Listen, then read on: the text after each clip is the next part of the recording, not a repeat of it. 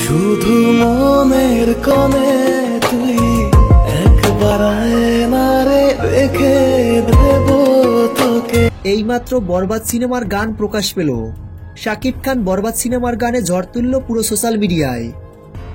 বরবাদের ফ্যানমেড গান দর্শক মহলে বেশ সাড়া ফেলেছে। ভক্তরা এমনিতেই শাকিব খানের আপকামিং বরবাদের গান নিয়ে অনেক বেশি এক্সাইটেড, তাই ভক্তরাই বরবাদের ফ্যানমেড গান প্রকাশ করেন।